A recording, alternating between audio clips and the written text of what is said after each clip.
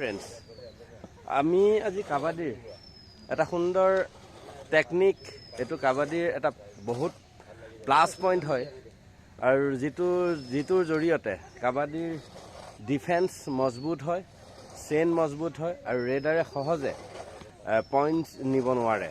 তো এইটো হ'ল আমাৰ চেইন প্ৰেক্টিছ। আৰু মই আজি আব্দুলছ কাবাডী একাডেমীৰ ফালৰ পৰা আপোনালোকক কাবাডীৰ চেইন প্ৰেক্টিছ কিদৰে কৰে, মানে ৰেডাৰ নোহোৱাকৈ, তো সেইটো আপোনালোকক দেখাবলৈ গৈ আছোঁ। তো থেংক ইউ ফ্ৰেণ্ডছ। এয়া তো গ' ষ্টাৰ্ট।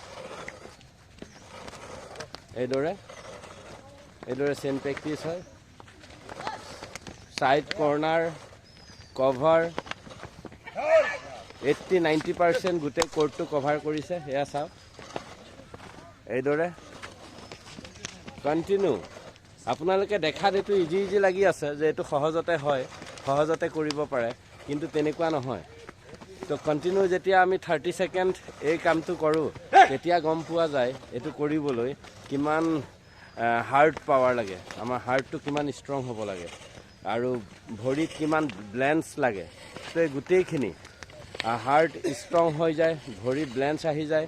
আৰু এইটো এদিনতে নহয়, প্ৰেক্টিছ দীঘলীয়া সময় প্ৰেক্টিছ কৰোঁতে এজন প্লেয়াৰ এইদৰে সুন্দৰকৈ কাবাডীৰ ফুল মেটচ খেলিব পৰা আৰু ফুল ফ'ৰ্চত খেলিব পৰা এজন প্লেয়াৰ হৈ যায়।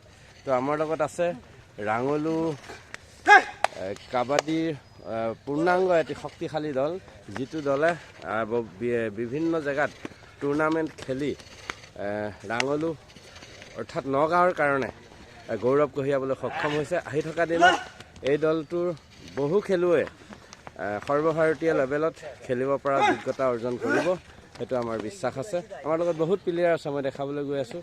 এইসকল প্লেয়াৰ এওঁলোকে নিজৰ কোৰ্ট ৰেডি কৰি আছে। যিহেতু কণ্টিনিউ প্ৰেক্টিছ কৰা হয়, কোৰ্ট টান হৈ যায়, সেইবিলাক এওঁলোকে নিজৰ কোৰ্ট ৰেডি কৰি আছে। আৰু এনেদৰে আমাৰ লগত ছোৱালী টীম আছে। ছোৱালী টীম আমাৰ আব্দুল আৰিফ ছাৰে প্ৰেক্টিছ কৰাই আছে এইদৰে।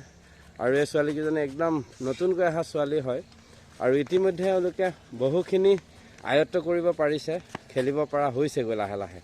তো কিছু দীঘলীয়া সময়ৰ প্ৰয়োজন হয়। এটা দীঘলীয়া সময়ৰ পিছত এই ছোৱালীসকলে ধুনীয়া খেলিব পৰা হৈ যাব।